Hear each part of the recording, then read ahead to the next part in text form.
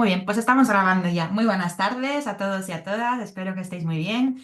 Y bienvenidos y bienvenidas a la tercera clase ya de la asignatura de Atención Temprana y Educación, programas de prevención e intervención en el aula.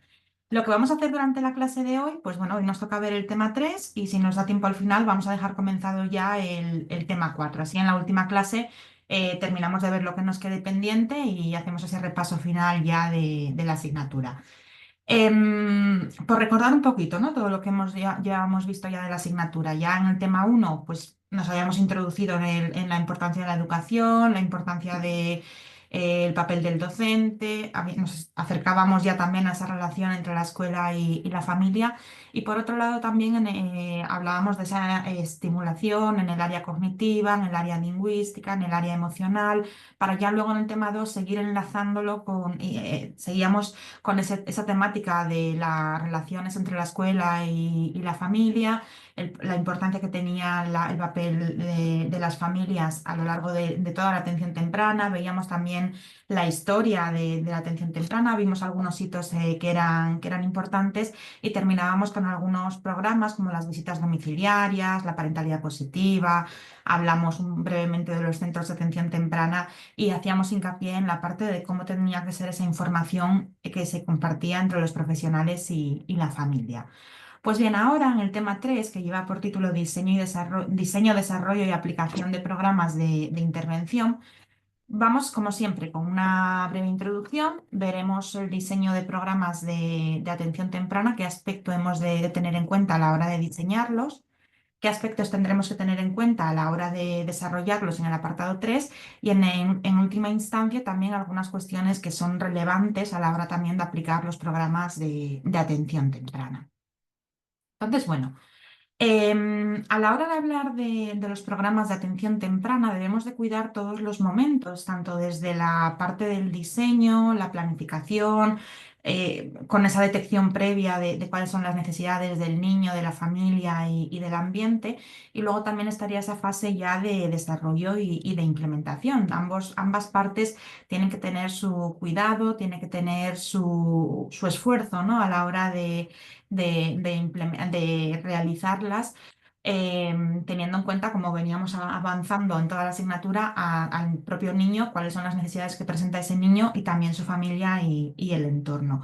Y es que actualmente los programas de atención temprana, pues bueno, están teniendo mucho más reconocimiento, la atención temprana en general, pues está teniendo un auge, sigue desarrollándose y todo ello contribuye, bueno, pues a todos estos avances que vamos teniendo en los últimos años dentro de la atención temprana. Vamos a ver qué características generales tienen que tener los programas. En primer lugar, deben estar perfectamente elaborados. Vamos a intentar ir entre todos razonando cada uno de los puntos. Mm, ¿Por qué hacemos tanto hincapié en que tienen que estar perfectamente elaborados? Sé que la pregunta es muy sencilla, pero bueno, así ya vamos entrando en la clase de hoy.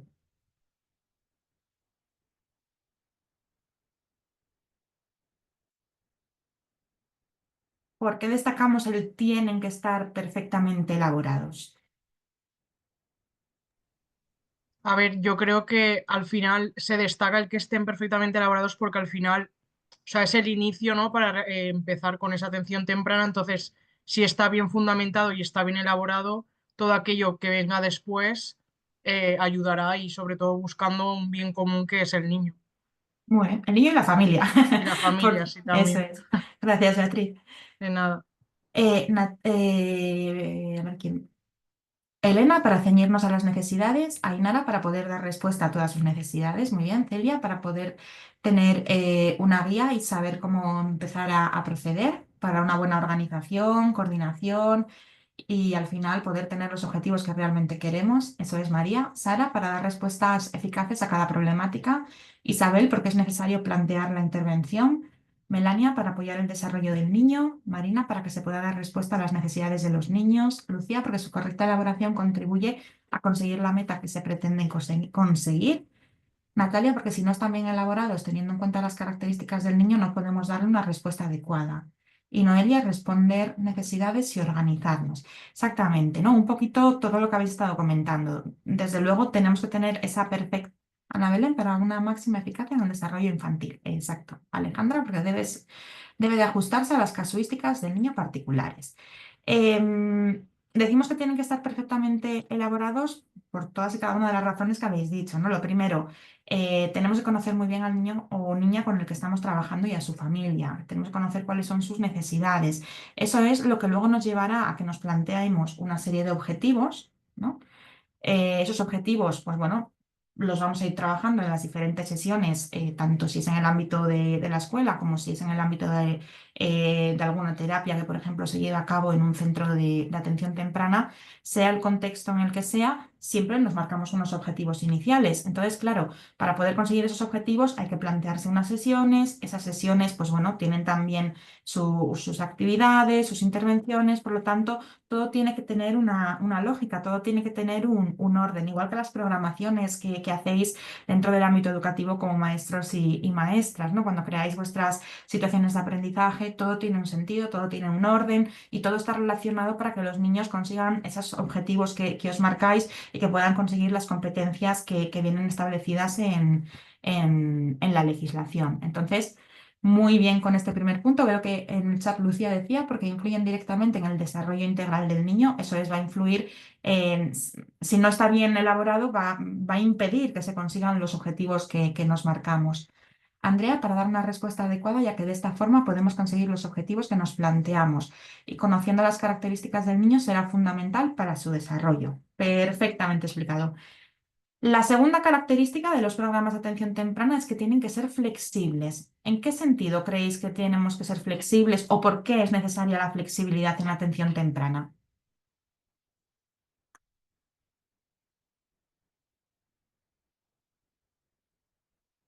María, porque cada niño es distinto. Niño y familia, muy bien.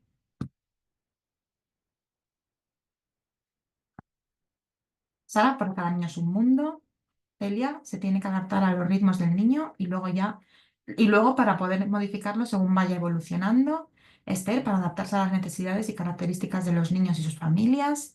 Natalia, la flexibilidad es importante para ir adecuándose en cada momento a lo que va surgiendo y necesitan los niños. Muy bien. Elena, por los cambios en los progresos que se puedan dar y por las necesidades variantes de cada uno. Lucía, porque debe adaptarse a las características de cada niño. Marina, porque cada niño tiene un desarrollo único y necesidades individuales. Beatriz, porque cada niño y su familia es diferente y no hay un patrón para todos y tener en cuenta las características de cada uno de ellos. Muy bien, Melania, se tiene que adaptar a las necesidades del niño. Perfecto. Ainara, adaptar a cada niño de casuística particular y familiar. Noelia, porque se deben respetar las individualidades y circunstancias. Ana Belén, para un mejor desarrollo individualizado y porque cada niño tiene unas necesidades diferentes. Isabel, porque cada niño necesita su individualización. Aída, la individualidad y la flexibilidad a cada niño son únicos y diferentes. Lucía, porque cada niño es único y su desarrollo no sigue en un mismo patrón. Andrea, por las características y las necesidades que presentan los alumnos, ya que cada uno es diferente y demandan cosas diferentes. Yasmina, la flexibilidad en atención temprana permite adaptar a las intervenciones a cada niño favoreciendo su desarrollo de manera personalizada y efectiva. Y Alejandra para adaptarse por un lado a cada niño y por otro a cada momento, ya que podrá ser modificado. Exactamente, ¿no? Como muy bien estáis diciendo, cada niño y cada familia es diferente. Alguien decía que era un mundo, ¿no? Cada niño, cada familia es un mundo, tiene su casuística, tiene sus peculiaridades, tiene sus necesidades y lo que nos vale para uno seguramente no nos vaya a servir para otro caso, por muy parecido que sea el diagnóstico y la situación. Cada uno tiene sus circunstancias. Entonces, aunque tengamos a dos niños o niñas que con la misma edad, el mismo diagnóstico, una situación familiar parecida, pues va a haber aspectos diferenciados entre ellos, diferentes ritmos de aprendizaje, diferentes intereses, diferente contexto familiar. Por lo tanto, ahí tenemos que ser como profesionales capaces de ir, bueno, pues teniendo en cuenta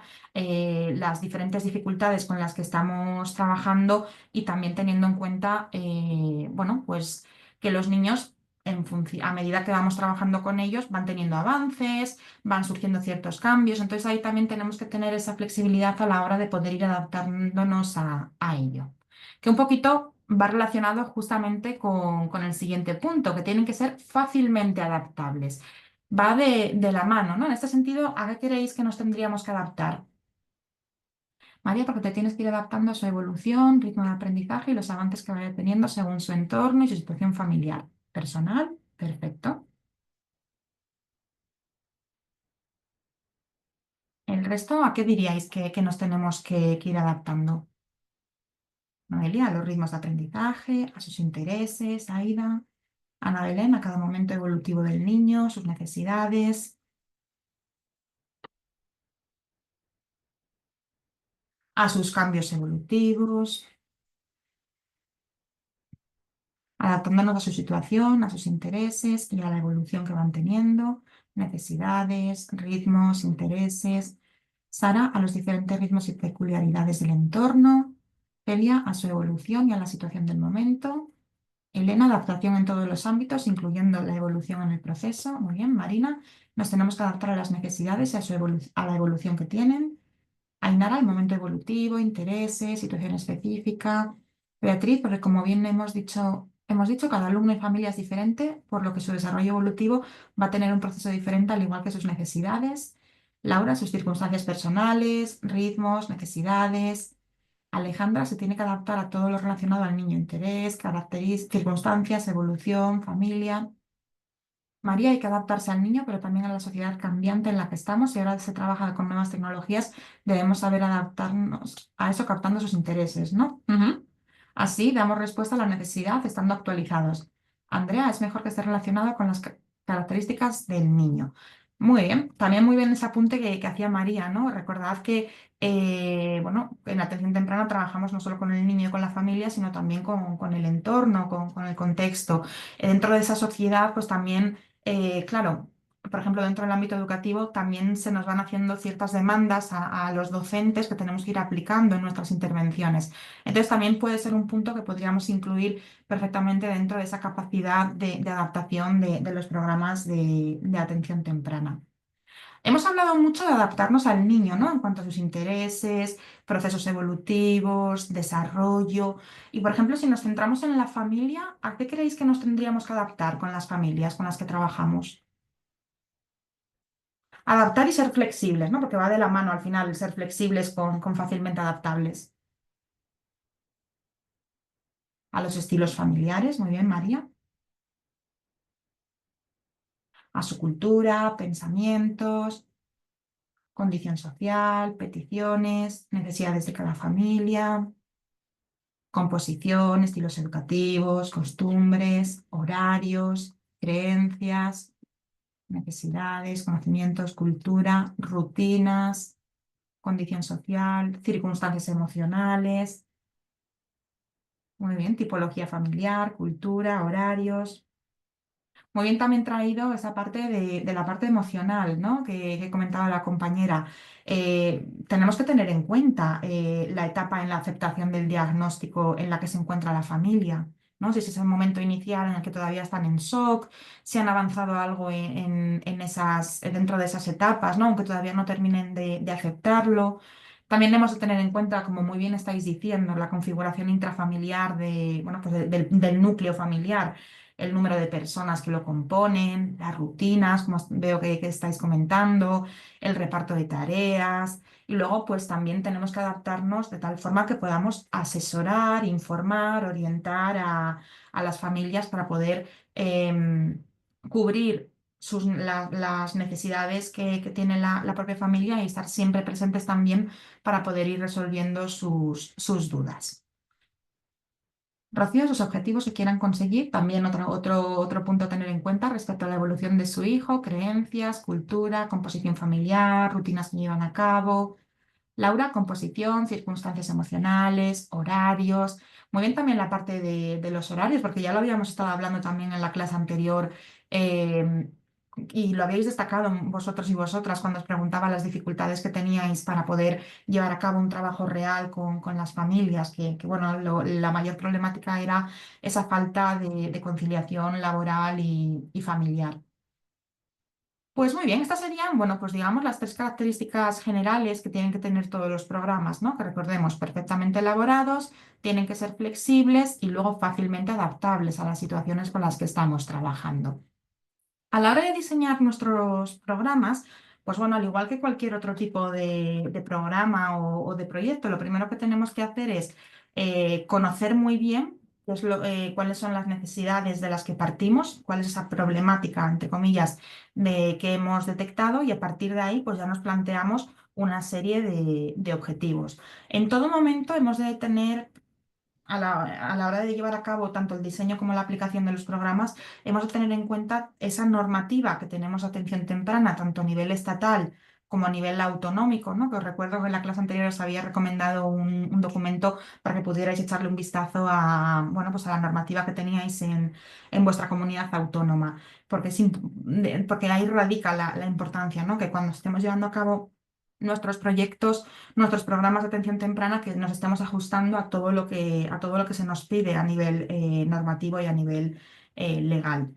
Y hay que trabajar también para poder lograr esa inclusión de los alumnos siguiendo ese modelo también de atención centrada a la familia que habíamos estado viendo en el tema 2. Entonces, vamos a centrarnos en primer lugar en la parte de los objetivos del programa. Pues bueno, lo primero traemos otra vez a colación el famoso libro de la atención temprana. Estoy seguro que los objetivos que nos indica la atención temprana ya los habéis estado trabajando en otras asignaturas, ¿verdad?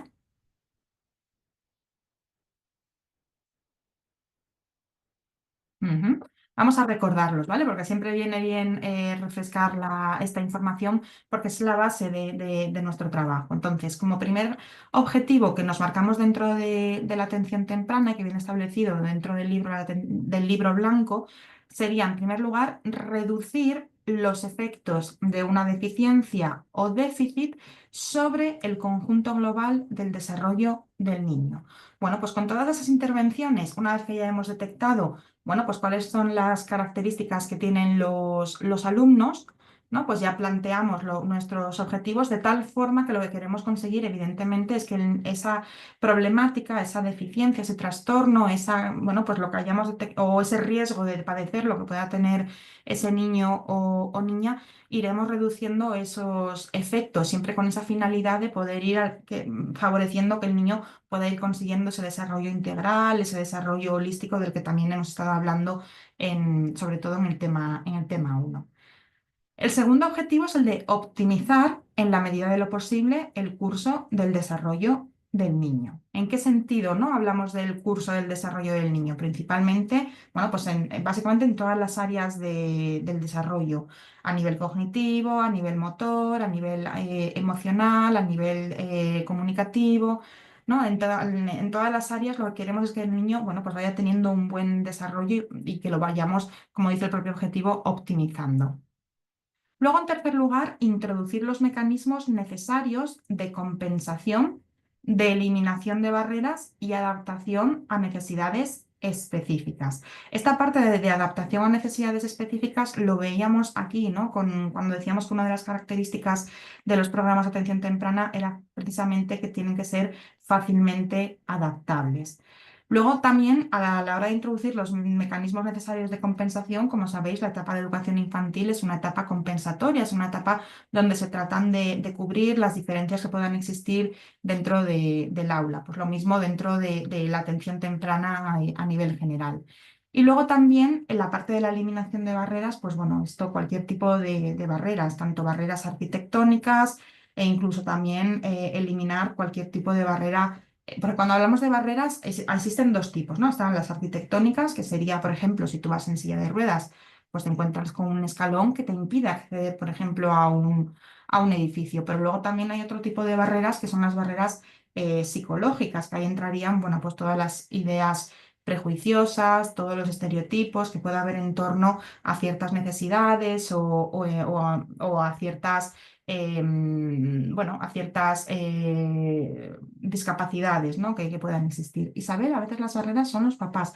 Claro, pero a veces los padres actúan como barreras precisamente porque todavía no han terminado o siguen en ese shock inicial o no han llegado a la parte de la aceptación. Pero sí que es cierto que, claro, cuando unos padres están en esa etapa de negación, cuando están en esa etapa en la que están muy enfadados, pues ahí claro, no, eso es, no terminan de aceptarlo totalmente y luego en muchos casos, bueno, pues supone un obstáculo, supone una dificultad para poder intervenir de una manera adecuada con los niños, ¿no? Entonces, dentro del concepto de barreras, pues bueno, es muy amplio, ¿no? No nos limitamos únicamente a las clásicas barreras arquitectónicas bueno, que también hemos de eliminarlas.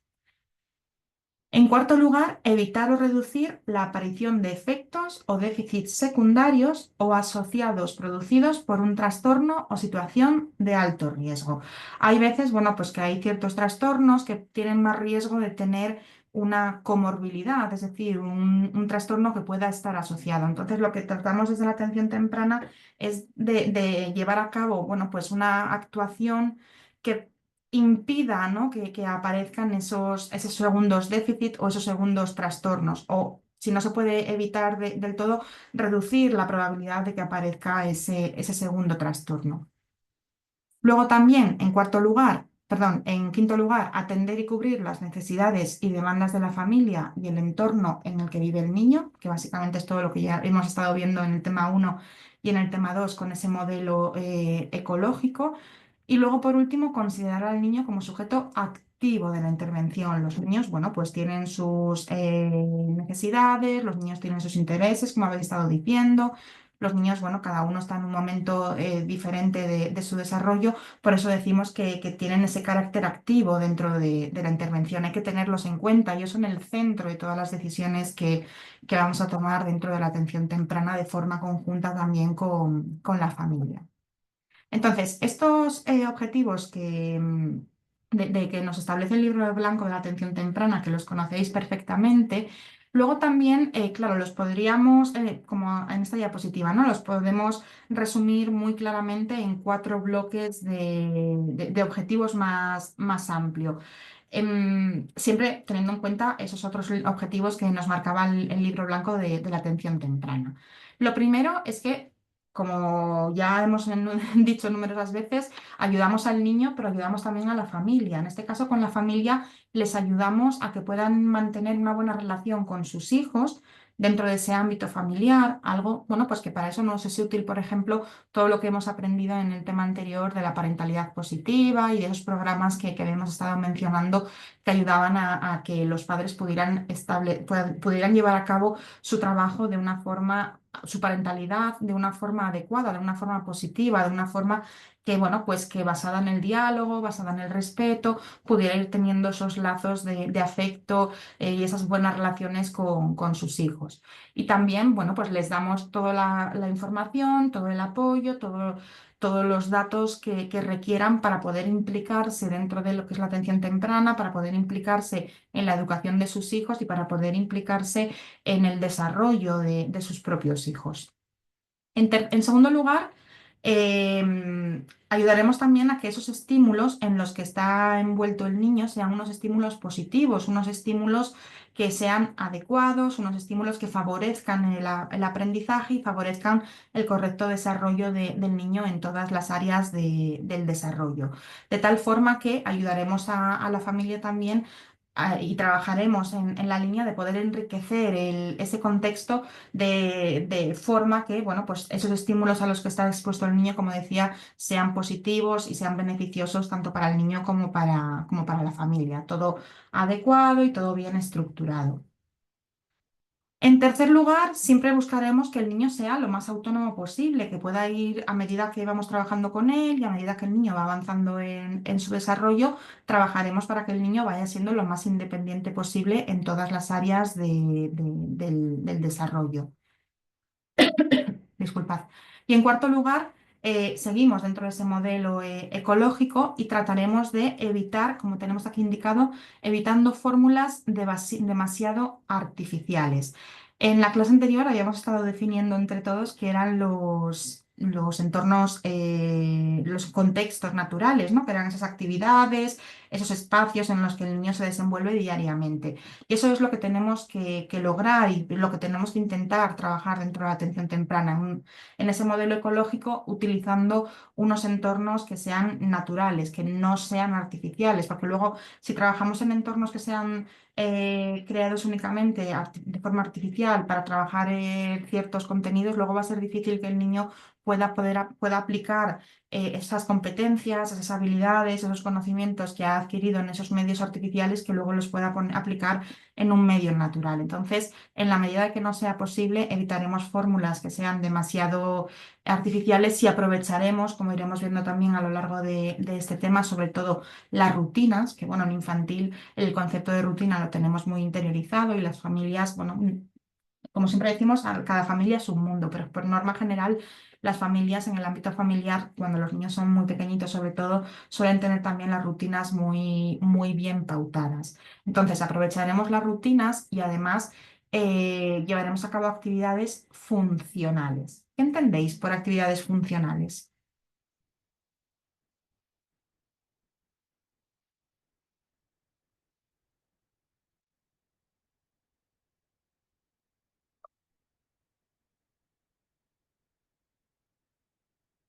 Vale. Esther, que les sean útiles para la vida. Isabel, de utilidad para el día a día.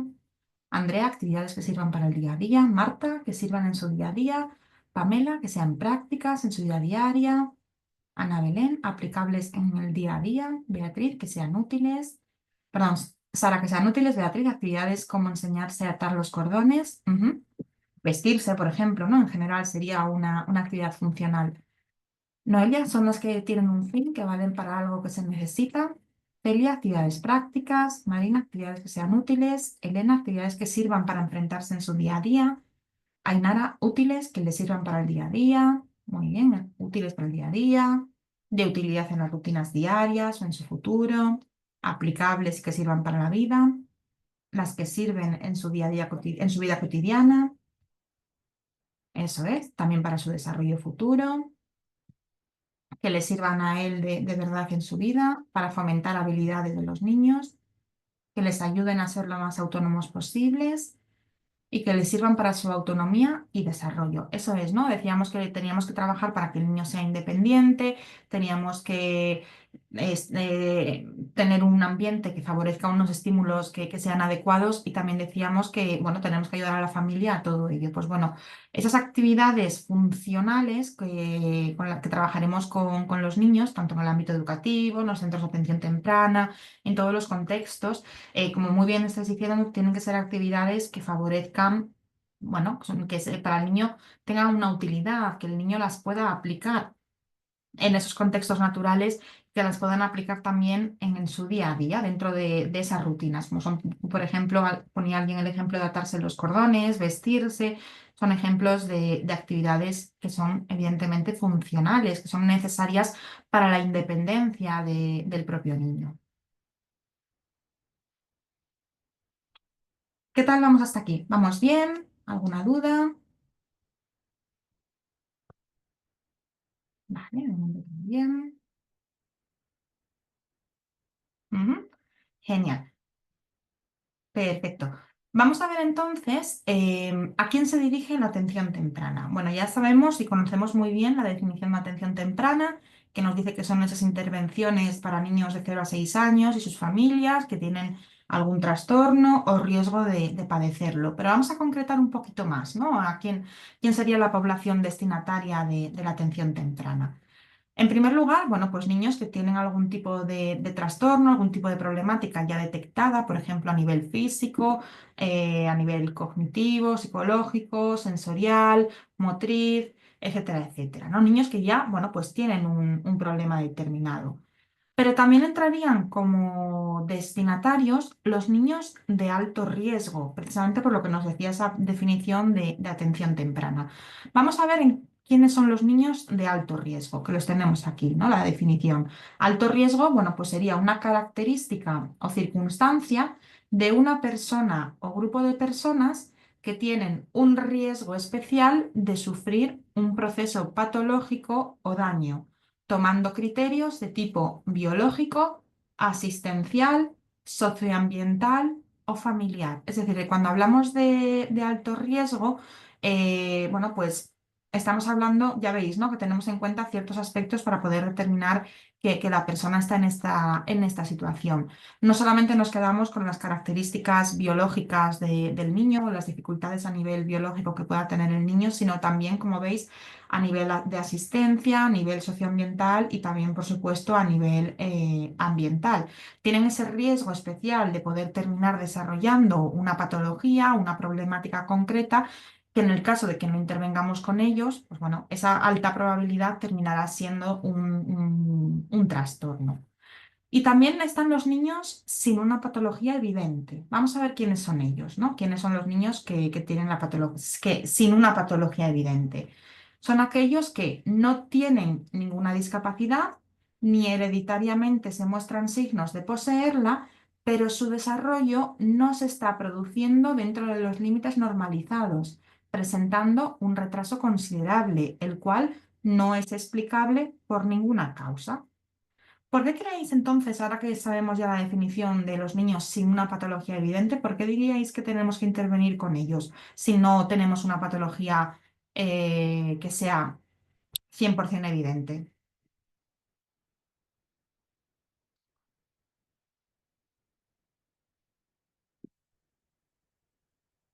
Bien, por prevención. Sara, para prevenir dificultades, por prevenir, eso es, Isabel, Pamela, para anticiparse y prevenir futuras patologías. Hay nada para prevenir. Andrea, para ayudarles a prevenir problemas. Intervenir para prevenir posibles dificultades. Muy bien, Marina. Natalia, prevención. Marta, para evitar que surja y optimizar el máximo desarrollo. Melania, para prevenir dificultades. Para prevenir dificultades y saber de dónde proviene esa dificultad. Para prevenir problemas o dificultades en un futuro. Para evitar en la medida de lo posible que aparezca un posible trastorno o dificultad, para evitar posibles patologías. Muy bien. Beatriz, para prevenir y poder ser resolutiva ante esas futuras patologías. Noelia, prevenir y poner posibles soluciones. Muy bien, ¿no? Al final, claro, de momento, pues no tenemos esa patología evidente. Uy, disculpad.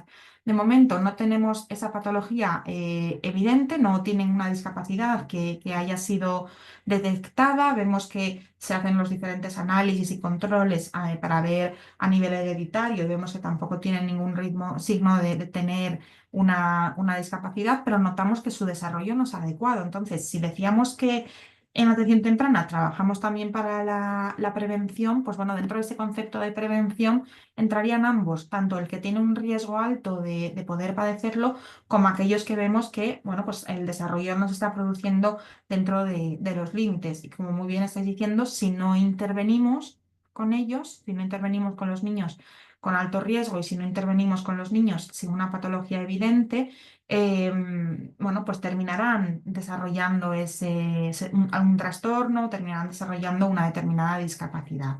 Entonces, siempre también a la hora de enfocar también, esto va a afectar luego también a nuestros objetivos, ¿no? A la hora de, tenemos que tener en cuenta si estamos planteando una intervención ya con una problemática ya diagnosticada o si estamos trabajando desde la prevención, ¿no? Que recordad con esos niveles que habéis estudiado de atención temprana, que en el primer nivel entraría toda la parte de prevención, ¿no? Entonces, eso se ajusta perfectamente tener en cuenta a esta población dentro de la atención temprana, al igual que los niños que tienen ya algunos problemas madurativos o también esas dificultades de adaptación.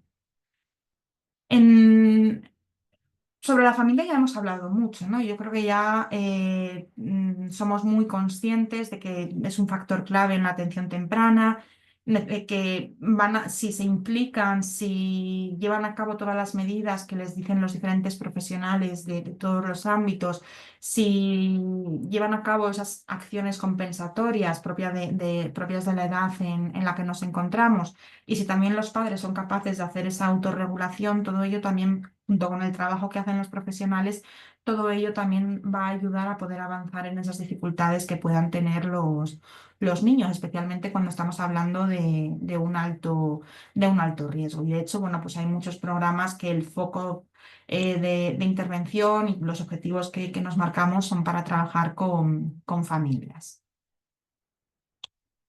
Y en cuanto, seguimos dentro del diseño, ¿vale? De los programas de atención temprana, en cuanto a las modalidades y los tipos de aplicación, pues bueno, basándonos en ese carácter flexible y en esa adaptabilidad de la atención temprana que hablábamos en la introducción de ella, pues nos encontramos diferentes modalidades de aplicación. Para poder decidir cuál sería el más adecuado, pues tendríamos que tener en cuenta que hay la necesidad de hacer un buen diagnóstico de las necesidades del niño y la familia para poder, bueno, determinar si es suficiente con un servicio a domicilio, si es suficiente con un centro especializado o si lo adecuado sería una combinación de ambas, que ya os adelanto que esta es la que más se utiliza, ¿vale? La combinación entre ambos servicios. El servicio prestado a domicilio, también nos acercamos en la clase anterior a hablar bueno, de ese trabajo que se hace dentro del ámbito del hogar, que hay pues, los diferentes profesionales en función de bueno, lo que necesite cada niño, fisios, logopedas, pues se desplazan al hogar, se desplazan a esa vivienda donde están los niños y las familias. Y al estar, claro, trabajando dentro de ese ámbito natural, de ese ámbito del hogar, ahí, como os explicaba en la clase anterior, es un momento donde la familia, pues bueno, seguramente nos haga muchas preguntas y se convierte en oportunidades de asesoramiento, en oportunidades de formación también a las familias y se convierte también en una oportunidad para prestarle ese apoyo también a nivel emocional a las familias. A veces cuando van a un centro de atención temprana, pues a veces al ser un entorno al inicio desconocido, al no tener todavía confianza con los profesionales, pues les cuesta a veces abrirse más a nivel emocional, pero al estar en el ámbito del hogar, claro, allí ya se hace un núcleo de mayor confianza, sobre todo si hay una buena comunicación entre el profesional y la familia. Entonces también es muy habitual que dentro de los apoyos que se dan, de los servicios que se dan dentro del domicilio, pues que surjan también, bueno, pues se identifiquen también muchas necesidades emocionales. Eso es, Isabel, se sienten escuchados, porque en ese momento el profesional está ahí con ellos, está en su hogar, está conociendo su ambiente y le está dando pues las herramientas necesarias para poder intervenir, para que la familia pueda tener una buena calidad de vida, para que la familia pueda responder a esas necesidades que tienen sus hijos dentro del ámbito del hogar.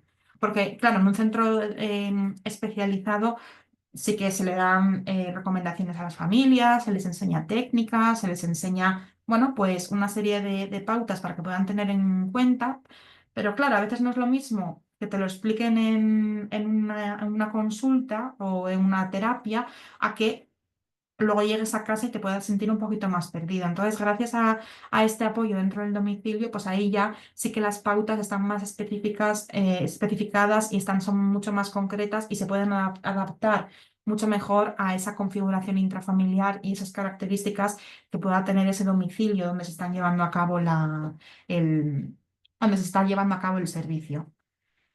Luego están los servicios que se prestan en un centro especializado, como puede ser un centro un CEDIAT, ¿no? Un centro de desarrollo infantil y atención temprana. Bueno, pues es cuando al niño se le asignan una serie de sesiones, una serie de terapias que en función de cuáles son sus necesidades, pues se les dará más o menos horas.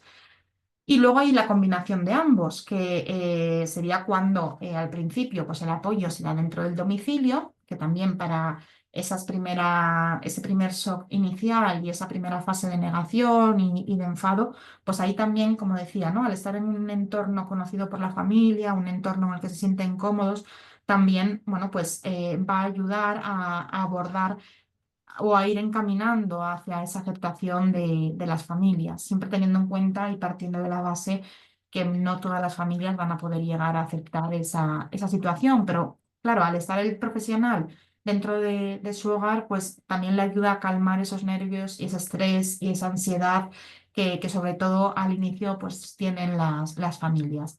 Entonces, cuando hay combinación, primero en el hogar, y luego ya se pasa a trabajar dentro de un centro especializado con las sesiones que cada niño tenga asignado. Y en ambos casos, los padres siempre van a tener recomendaciones, siempre van a tener orientaciones para poder estar trabajando en ambos contextos, ¿no? Dentro y fuera del hogar. ¿Por qué creéis que es la que más se utiliza o la opción bueno, que siempre se suele barajar para trabajar con las familias y los niños? Esta última, ¿vale? La de la combinación de ambos servicios. ¿Por qué creéis que es la más apropiada o la que más se utiliza? Isabel, para poder generalizar. Ujú. Noelia, porque se sienten más cómodos en un entorno seguro.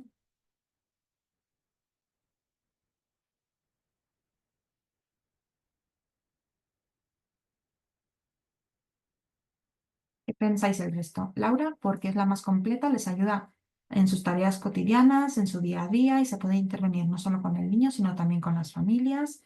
Ana Belén, porque es la más completa. Andrea, porque así puedes ver la evolución y cómo actúa el niño en todos los ámbitos. Pamela, se puede obtener más información de cada entorno. Sara, porque es adecuado combinar ambiente natural y un ambiente más estructurado. Ello proporciona una atención más integral. Elena, porque en casa no disponen de los recursos que hay en el centro y en casa porque es su zona de confort y actúan de manera natural. Beatriz, yo creo que en primer lugar el hecho de que se inicie en el domicilio familiar hace que se sientan más en casa y ahora que lleve a conocer más información y así poder ayudar al entorno social. Marina, porque así podemos ver mejor la evolución y está más completo. Irene, te permite ver al niño desarrollarse en sus espacios naturales y dan información más completa. Natalia, porque es completa la intervención y trabajas en el ámbito cercano del niño como en el centro especializado y ayuda a potenciar el desarrollo del niño y poder intervenir en más aspectos. Ainara es la más completa, se sienten más seguros, comprendidos. Sandra, porque se sienten más cómodos y un ambiente más estructurado. Rocío, porque el sentirse cómodos, la evolución y desarrollo del niño es más eficiente.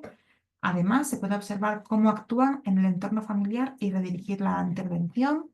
Combina asesoramiento con su ámbito natural y después también puede darle una intervención con mayor recursos en el centro. Muy bien.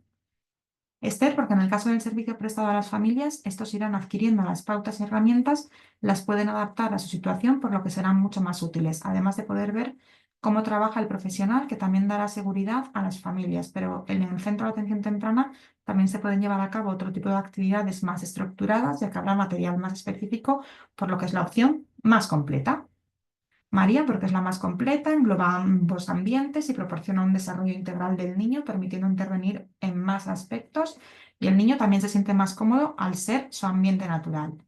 María, yo creo que la comodidad de la familia es clave para el desarrollo de los niños y al final es la opción más completa. Y Yasmina, la combinación de atención a domicilio y en centros especializados es la más completa porque permite personalizar el tratamiento del hogar y al mismo tiempo acceder y recursos expertos en un centro. Muy bien, eso es. Por un lado tenemos que se comienza, se da esa primera acogida prestándole a la familia el servicio dentro del hogar y ahí, como muy bien estáis diciendo, ayuda a que la familia vaya creando confianza, vaya teniendo esos primeros contactos con profesionales que van a trabajar con su hijo, se cubre también esa parte emocional y luego ya pasamos a dar esos servicios en un centro que, como su propio nombre indica, no especializado, un centro que, como muy bien estáis diciendo, pues tiene más profesionales, tiene más materiales, tiene una serie de recursos que seguramente, bueno, nos permita crear actividades que dentro del hogar a lo mejor se nos quedan más limitados, ¿no? Entonces, cuando hacemos esa combinación de ambos, que ya os digo que es la opción que más se suele barajar y que más se suele emplear, es precisamente porque estás cubriendo ambas partes. Cubres la parte del hogar y luego ya cubres, bueno, pues una intervención aún más concreta, una intervención, bueno, contando con unos mayores recursos y todo ello contribuirá a poder alcanzar ese desarrollo integral, ese desarrollo holístico que nos marcaríamos en nuestros objetivos. Andrea, yo creo que la familia es clave para el desarrollo de los niños en su vida. Además, es fundamental que contribuyan y asistan en su contexto natural. Eso es, ¿no? Al final, en el domicilio están en el contexto natural y luego, poco a poco también, claro, ese centro especializado, a medida que el niño pues, va yendo allí todas las semanas, meses, algunos niños van durante años, también se van sintiendo cómodos en ese ambiente y ya ese centro que al principio, bueno, pues era más desconocido, luego ya también se va convirtiendo en un contexto en el que el niño, bueno, pues está acostumbrado a estar y se va convirtiendo en un contexto más natural. Bien, vamos a ver ahora qué tenemos que tener en cuenta a la hora de fundamentar nuestros programas, ¿no? A la hora de determinar la importancia de llevar a cabo los programas de atención temprana. Lo primero es la parte legal, ¿vale? La parte legislativa, las disposiciones legislativas. Aquí sería pues toda la normativa de atención temprana, estatal y autonómica, y lo mismo con la parte de educación, en el caso de que el programa se lleve a cabo, por ejemplo, dentro de un centro escolar. Tendríamos que tener en cuenta la LOMLOE, el Real Decreto de Infantil y luego pues las normativas propias de cada una de las comunidades autónomas. Otro aspecto que tenemos que tener en cuenta, bueno, es lograr la integración de los niños, la integración también de la familia, pero para poder lograr esa integración necesitamos partir de la normalización. Y aquí entraría el concepto de principio de normalización. Vamos a ver si entre todos lo definimos. ¿Qué entendéis por normalización o principio de normalización?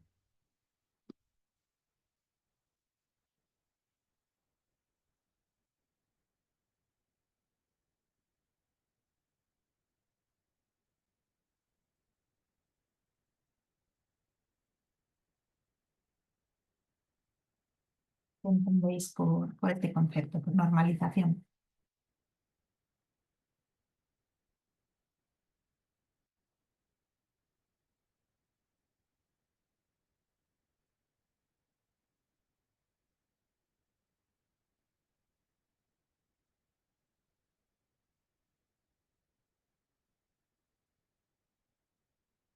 María, puede ser las características que damos por hecho sea lo natural. Irene, hacer que ese niño que presenta alguna alteración y que necesita las adaptaciones pueda llevar a cabo el aprendizaje, pueda estar en un aula convencional. Marta, considerar todas las situaciones válidas y promover una intervención adecuada.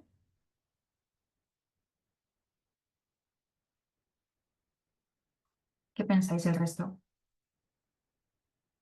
Celia, la posibilidad de que todos tengamos las mismas oportunidades. Va por ahí el tema. Laura, la normalización es un principio que se refiere a la igualdad de oportunidades o que las personas con... Ahí se quedó cortado. Sara, normalizar y asumir que existen diferentes realidades y necesidades. Marina, que los niños con necesidades especiales accedan a entornos, actividades y experiencias lo más parecidas posible a las de otros niños de su edad, favoreciendo su inclusión. Perfecto. Natalia, que el alumno con dificultades o necesidades diferentes a los demás lleva un aprendizaje igual, con las mismas oportunidades. María, todo aquello que pasa de verse como algo extraño o diferente a algo normal y válido, donde todo el mundo se vea igual. Esther, que puedan tener las mismas oportunidades que los demás compañeros. Ana Belén, que cualquier casuística tenga cabida dentro del aula para que todo el alumnado tenga las mismas oportunidades. Laura, vale, la definición que nos haya quedado a medias antes, ¿no? Tengamos las condiciones de vida lo más parecidas posibles al resto de la sociedad. Elena, hacer que la diversidad sea un tema habitual de ver en la sociedad y llegue a la equidad de oportunidades. Pamela, igualdad de oportunidades y universalidad del aprendizaje. Melania, que el niño tenga las mismas oportunidades que los demás. María, defiende que las personas con discapacidad tienen derecho a llevar una vida en igualdad de condiciones. Por ahí va, ¿no? El tema, por la parte de la igualdad de oportunidades. Cuando hablamos de normalización, supone que el niño que tiene alguna alteración o los niños que tienen riesgo de padecerla puedan participar en un ambiente lo más normalizado posible, que puedan participar en el mismo tipo de actividades, que puedan participar en el mismo tipo de, llevar a cabo el mismo tipo de acciones que el resto de personas que no tienen pues ninguna discapacidad, ninguna alteración. A pesar de ello, ¿no? A pesar de que estemos ajustándonos a este principio de normalización, no dejamos de darle a los niños los apoyos que realmente necesitan, ¿no? Pero iría en esa línea de garantizar esas igualdades de oportunidades. Eso es, Alejandra, que al final pues va ligado a la integración, porque con esa normalización ya estamos promoviéndola. Y en tercer lugar, bueno, pues la importancia de que en la estimulación temprana siempre colaboremos con la familia y los profesionales, ese modelo centrado en la familia que definíamos en el tema anterior. Laura, también que la sociedad se adapte para incluir a todas las personas. Claro, al final, para poder lograr esa normalización, esa integración, esa inclusión, necesitamos también, no solamente recae todo en el niño y su familia o en los profesionales, sino que también necesitamos ese cambio de mentalidad, esa adaptación también por parte de la sociedad. Un poco lo que comentábamos antes cuando hablábamos de las barreras, ¿no? Que no siempre hay barreras arquitectónicas, que evidentemente hay que solventarlas, pero luego hay otro tipo de barreras a nivel social que también dificultan la inclusión y dificultan también, bueno, pues que se puedan trabajar, lograr esa igualdad de oportunidades. Entonces también sería otro foco de intervención más general, ¿no? También esa parte de la sociedad que dice la compañera. En cuanto a la legislación, ¿no? Para poder fundamentar los programas, pues decíamos que tenemos que tener en cuenta pues, todas las normas que conocéis de atención temprana o que podéis buscar en el documento que os recomendaba la clase anterior. Y dentro de lo que es la educación en sí, la legislación a la que nos ajustamos es principalmente a la LOMLOE, al Real Decreto 95/2022, que es el Real Decreto de Infantil, y luego cada uno de vosotros pues, conocéis los decretos de vuestra comunidad autónoma. En el Real Decreto, como sabéis, vienen recogidos, bueno, pues todos los objetivos de la etapa de educación infantil, todas las características, competencias que tienen que lograr los alumnos. Entonces, nuestra función dentro de la atención temprana es darle a cada niño lo que necesite en función de cuáles son sus dificultades, en función de cuáles son sus trastornos, en función de cuál es su situación, para que puedan ir teniendo esa consecución de todos y cada uno de los apoyos, de los objetivos, ¿no? Es decir, le daríamos todos los apoyos que requieran para poder ir superando de forma exitosa pues todo lo que se requiere dentro de la etapa de educación infantil. Y como sabéis, y de hecho ya el primer día os preguntaba qué razones argumentaríais, ¿no? Para poder decir que la etapa de educación infantil es importante. Y ahí hablábamos de, bueno, pues que es una etapa donde los niños, bueno, pues tienen sus primeros aprendizajes que les van a servir de base para luego las siguientes etapas vitales y las siguientes etapas educativas. Pero además de todo lo que habíamos hablado en ese momento en la primera clase, también ligado justo con ese principio de normalización que habíais estado comentando, la educación infantil se convierte en un espacio muy favorecedor para poder trabajar la normalización, para poder garantizar que tanto el niño como la familia puedan tener unas buenas condiciones de vida, una buena calidad de vida y a su vez poder ir logrando esa integración que comentábamos en todas y cada una de las áreas de su vida. Y para ello, pues lo que tenemos que hacer, como muy bien sabéis, es que decíamos que tenemos que conocer bien cuáles son las alteraciones, la discapacidad, las circunstancias de cada uno de los niños y en función de eso plantearemos nuestros objetivos, nuestras actividades, acordes, bueno, pues tanto a la edad como a ese nivel de desarrollo en el que se encuentra ese niño o niña. Siempre tratando de que se consiga, ¿no? Y remando tanto familia como sociedad, como el propio centro educativo todos a una para que el niño, bueno, pueda estar integrado, para que pueda alcanzar todos los objetivos que vienen establecidos en la etapa de educación infantil y para que el niño pueda ser lo más independiente posible, lo más autónomo. De tal forma que, claro, ahí tenemos que tener en cuenta también que esas actividades las realizaremos. En el caso de que estemos trabajando solamente en el ámbito de la escuela, pues bueno, trabajaremos en la escuela y también con la familia, pero son aspectos que también hemos de desarrollar a nivel de cada uno de los implicados, a nivel personal, pero también a nivel social y a nivel ambiental, ¿no? Recordad esa teoría de Epstein que os repetía que os comentaba en la primera clase. Escuela, familia y sociedad van de la mano. La escuela por sí sola no puede hacer nada, ¿no? Entonces necesitamos siempre tener siempre presente no solamente al niño y a sus necesidades, sino también al entorno familiar, al entorno social, al contexto también en general. ¿Vale? ¿Cómo vamos hasta aquí? ¿Alguna duda?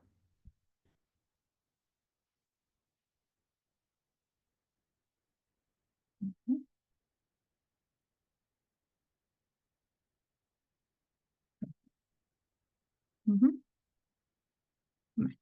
Bueno, pues a lo largo de los dos primeros temas fuimos destacando tanto la importancia de la familia a la hora de hacer, bueno, de intervenir y favorecer el desarrollo de sus hijos, la importancia de que se impliquen en la educación, en la socialización.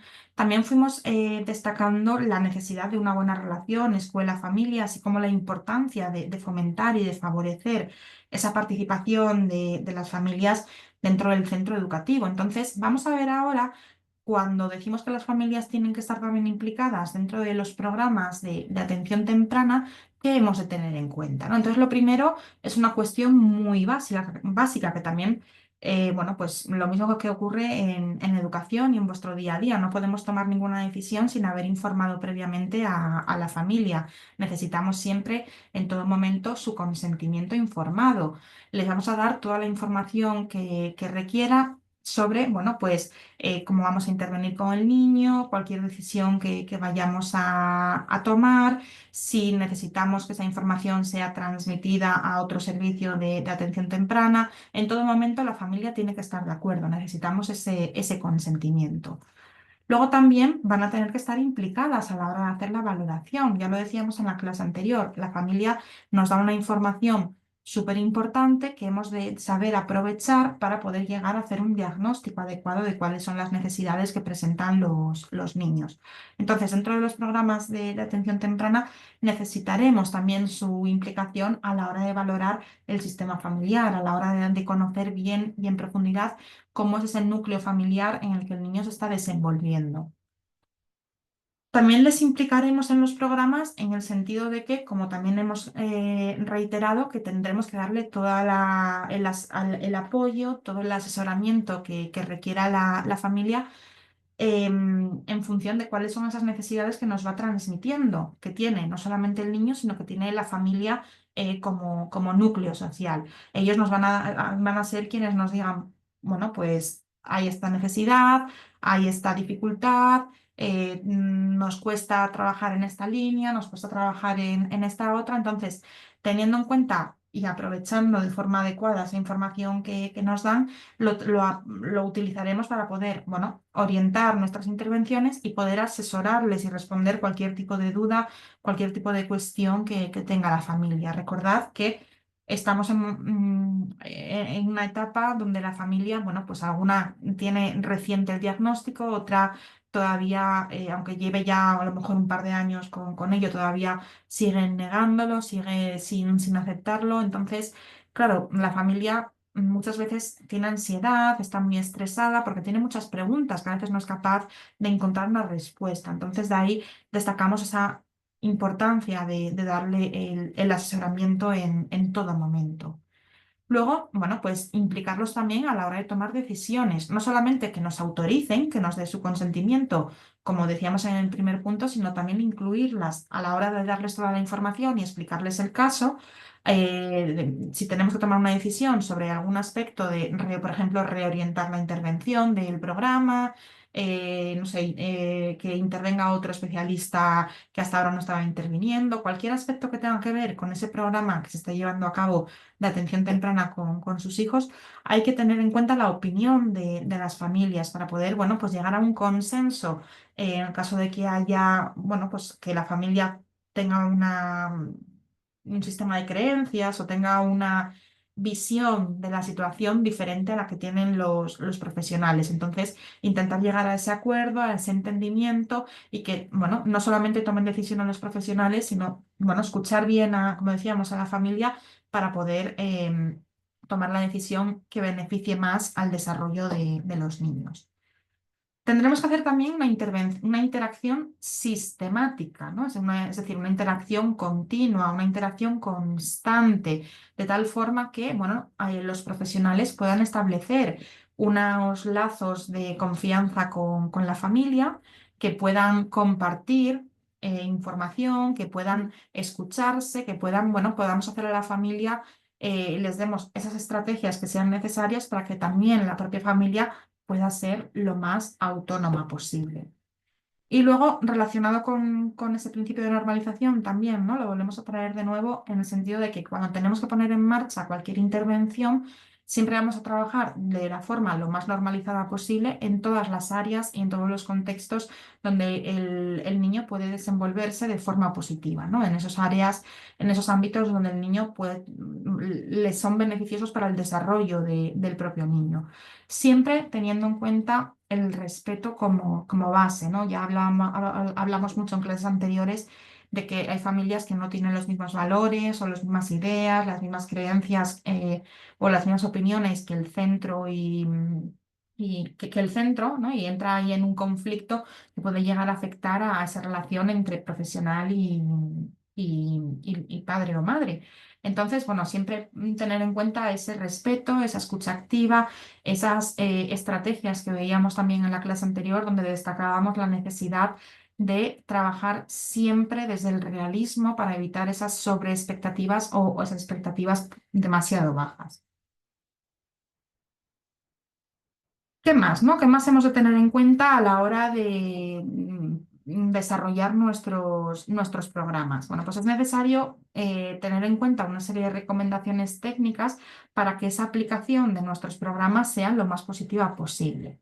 Lo primero, tiene que haber un programa individualizado de atención temprana. Ya decíamos antes, ¿no? Comenzábamos la clase diciendo que los programas tienen que ser flexibles, que tienen que ser fácilmente adaptables, porque la situación de un niño es completamente diferente a la situación de otro, por mucho que cada uno que los dos tengan el mismo diagnóstico y que tengan una situación parecida. Al final, cada núcleo familiar es completamente diferente y todo ello lo debemos tener en cuenta para poder individualizar nuestras intervenciones, siempre teniendo en cuenta, bueno, pues los objetivos lo primero, el diagnóstico que tiene el niño, los objetivos que nos marcamos y todo ese trabajo que hacemos también con el propio niño y también con la familia, teniendo en cuenta, como decíamos, esa flexibilidad y esa fácil adaptación a la que hacíamos referencia en la introducción del tema. Por otro lado, también está la importancia de las estructuras de apoyo, y aquí es donde entra sobre todo una buena coordinación entre profesionales y familia y niño, pero sobre todo también una formación continua. Lo sabéis de sobra, ¿no? Seguramente hacéis muchísimos cursos a lo largo de vuestro año, como en un año solo como docente, seguramente hacéis un montón de cursos para reciclaros, bueno, para adaptaros a las nuevas investigaciones, a los nuevos avances pedagógicos. Pues lo mismo, por ejemplo, todos los profesionales que trabajan en centros de atención temprana, ¿no? Fisios, psicólogos, logopedas, también tendrán que tener esa formación continua para poder ir, como decíamos, reciclándose bueno, ir ajustándose más a las demandas de la actualidad. Todo ello, bueno, pues también el trabajo tiene que estar coordinado, tiene que haber una evaluación de los programas, una evaluación bueno, de todas como en educación, ¿no? Que siempre hacemos una programación, diseñamos también nuestras evaluaciones, pues aquí en atención temprana ocurre lo mismo. Todo lo que nos propongamos, todas las actuaciones, siempre luego tienen que llevar su correspondiente evaluación. Y siempre, bueno, pues una supervisión de todo el proceso, es decir, esa evaluación continua, no solamente la final. Y todo ello es lo que va a ayudar a, bueno, a que haya esa innovación que cada vez está habiendo más dentro de la atención temprana y en general que se vaya mejorando lo que es la disciplina en sí de la atención temprana. Luego está como recomendación técnica la importancia de la gestión, pero esa gestión de los centros, que ya también hicimos referencia a ello en la clase anterior, es que los programas, los centros donde se llevan a cabo los programas, tienen que ser públicos para favorecer ese principio de universalidad, para poder lograr ese principio de accesibilidad, porque como muy bien comentabais, no todas las familias se van a poder permitir acceder a un servicio privado, ¿no? Entonces, lo ideal sería que sean públicas o incluso también concertadas, pero privadas, bueno, pues lo que ocurre con la privada es que va a limitar el acceso. Y por otro lado tenemos la recogida y protección de datos, que también, bueno, terminábamos la clase anterior hablando de que tenía que ser actualizada, coordinada, que tenía que estar bien registrada. Bueno, pues en este caso, desde las recomendaciones técnicas, sobre todo el respeto de los datos, de la protección de datos, ahí entraría la última versión de la ley de protección de datos y también tener en cuenta el sistema, las aplicaciones que utilizan los diferentes profesionales para poder estar compartiendo y actualizando constantemente esa información que van recogiendo. Entonces, si todos utilizaran el mismo programa, pues sería mucho más beneficioso para el propio niño y también para la familia, porque a veces las familias por ejemplo, ¿no? Van a un médico, toma nota, le hace una serie de preguntas, una serie de pruebas y luego se van a otro médico diferente y a veces vuelven otra vez a preguntarle lo mismo que ya se le había preguntado en la visita anterior. Entonces, cuanto mejor esté organizado, que puedan acceder todos los profesionales, siempre con esa protección de datos, a esa información de forma homogénea, pues servirá para que, bueno, los servicios no se pierda tanto tiempo, que se pueda organizar de una manera mucho más efectiva y mucho más dinámica, tanto para los propios profesionales como también para la familia, porque que te estén preguntando lo mismo una vez y otra y otra y otra, al final para la familia eso también, bueno, es cansado, incluso puede llegar a hacer que la familia vaya desconfiando de los servicios y de los profesionales con los que se va encontrando a medida que se va interviniendo en atención temprana con sus hijos. Entonces, bueno, pues de ahí destacamos sobre todo que los sistemas tienen que ser un sistema homogéneo. Además, bueno, no solamente eso, ¿no? La importancia de la intervención individualizada, las recomendaciones de que tiene que haber formación, coordinación, evaluación, que tiene que ser unos servicios públicos o concertados y que la información tiene que estar recogida de forma homogénea.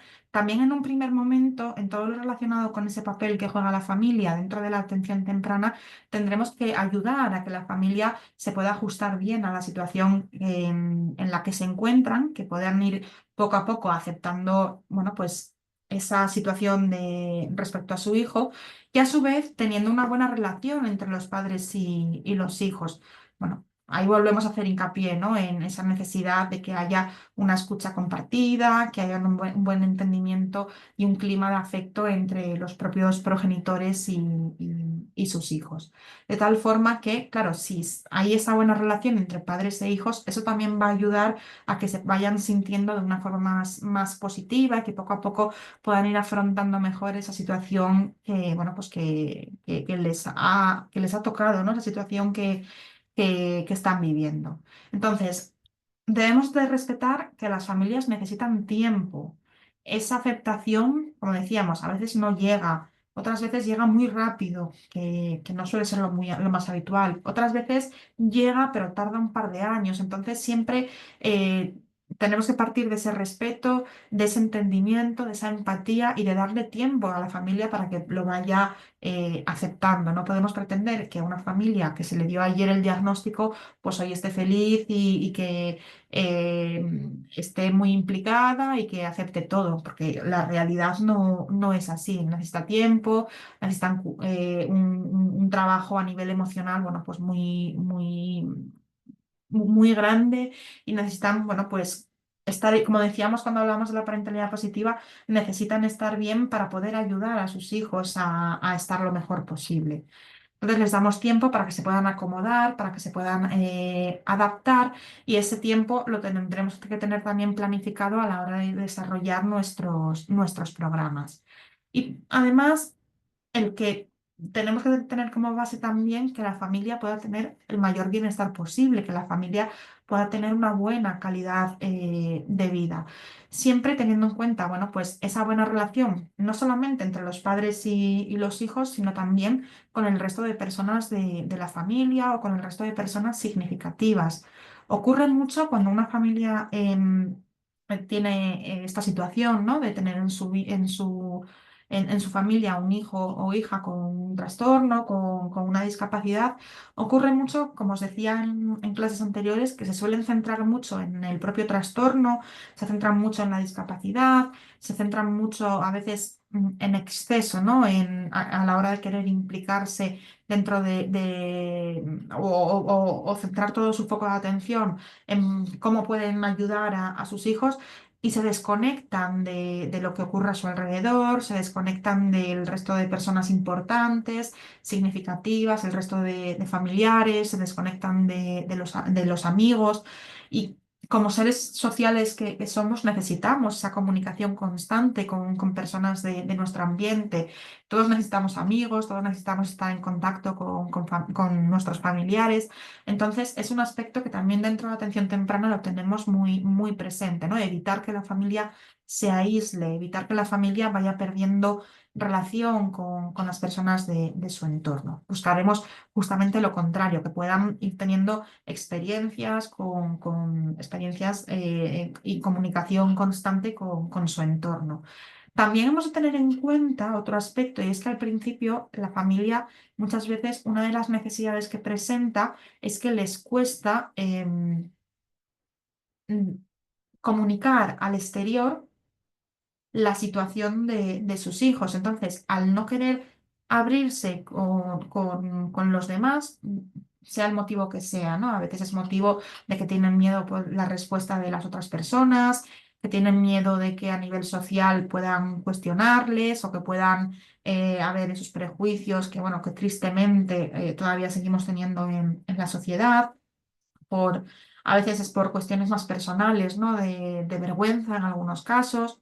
Esas son razones que llevan a la familia a ese aislamiento. Entonces, también es un foco de atención eh, sobre el que tenemos que tener presente a la hora, bueno, pues de llevar también a cabo ese trabajo con las familias siempre para poder buscar su mayor bienestar.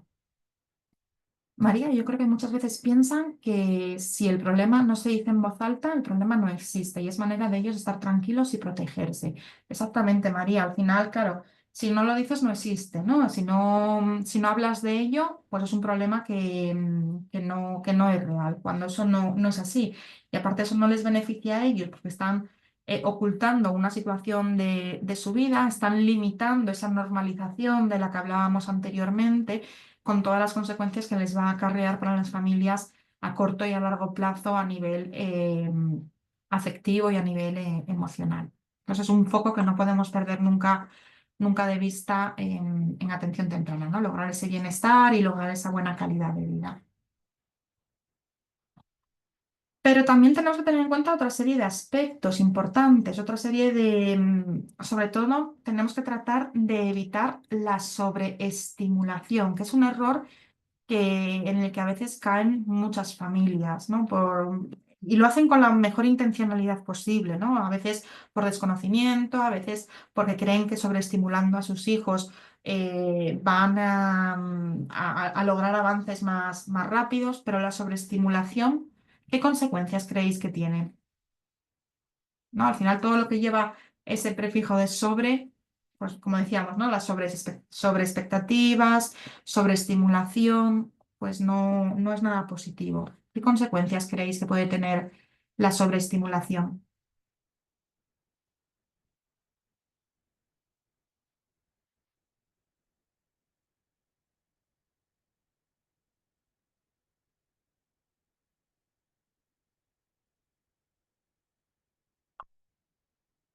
Noelia, que se saturen y se bloqueen.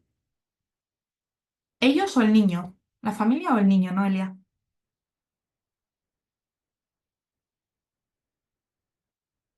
Ambos, eso es.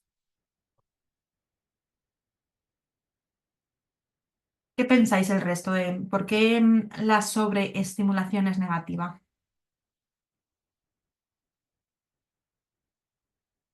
Beatriz, yo considero que al final puede repercutir en el futuro del alumnado en cuanto a su carácter y el tener demasiado puede comportar comportamientos negativos tanto para el alumno como para la familia.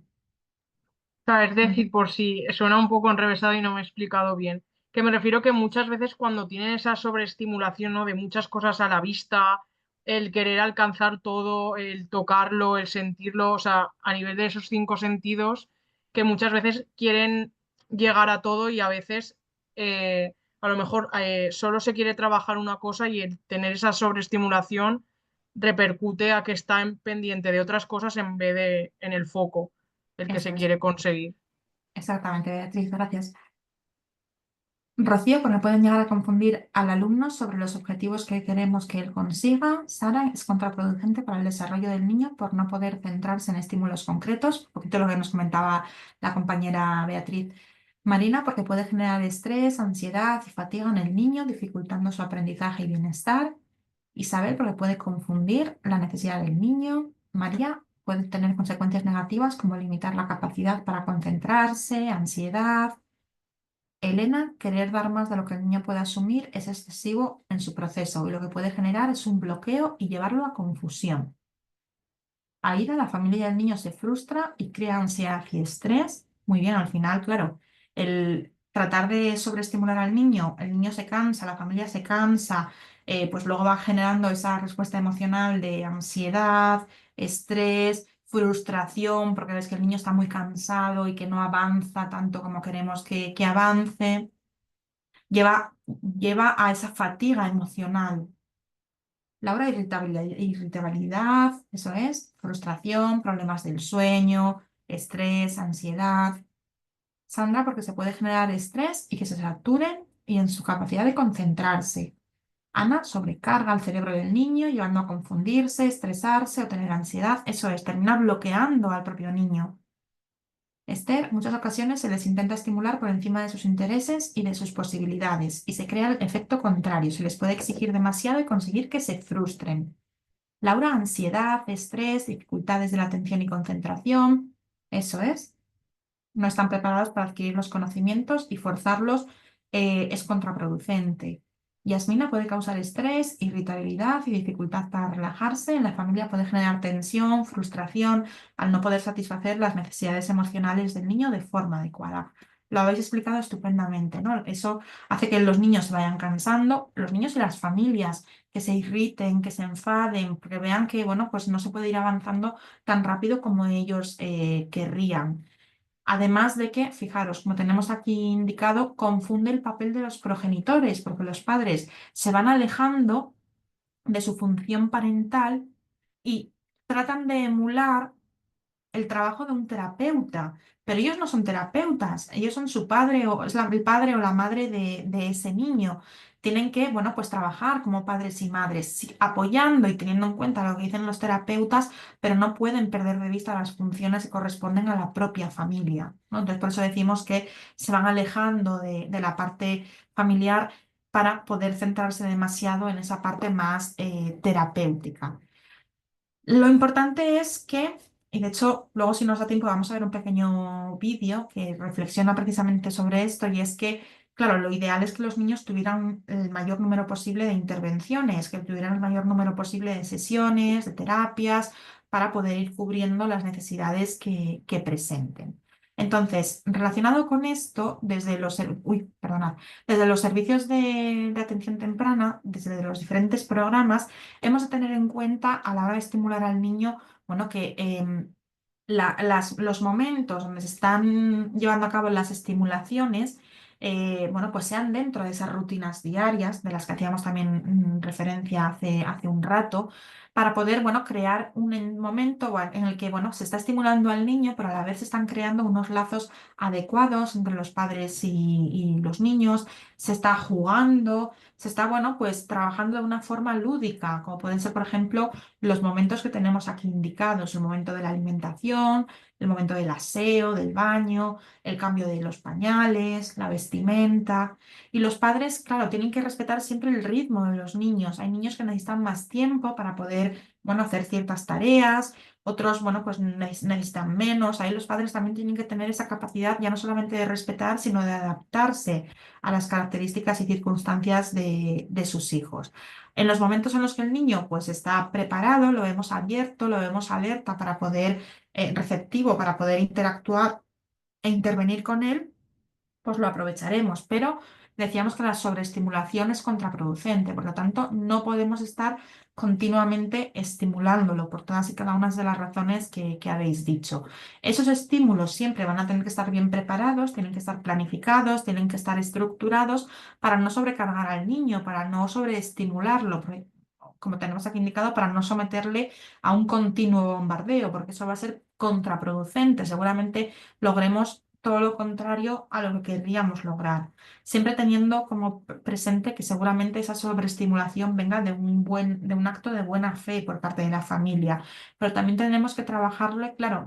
En la atención temprana veíamos la clase anterior que partimos del realismo. Aquí también es importante, entraría dentro de ese concepto de realismo, hacerle a la familia entender que no puede estar bombardeando al niño, que no puede darle estimulación constante. Los niños también tienen que relajarse, los niños también tienen que jugar. Entonces hay que ir respetando, como decíamos, esos tiempos de cada uno de los niños. A veces están más cansados, a veces están más irritables. Y si tratamos de hacer actividades con ellos, pues eso va a aumentar esa frustración, va a aumentar ese cansancio, va a aumentar esa ira tanto del niño como de sus padres. Y siempre vamos a intentar diseñar que el entorno, que ese medio físico, pueda responder de forma adecuada y estimular de forma adecuada al niño. Cuidaremos, pues bueno, aspectos como la iluminación, si es más tenue, si es una luz más potente, los tipos de sonidos que utilizamos, el espacio donde llevamos a cabo la estimulación, los tiempos de cada uno de los niños, los materiales que utilizamos y siempre generando que sea un entorno completamente seguro para el niño. Y también, antes definíais que eran las actividades funcionales. Aquí lo volvemos a traer.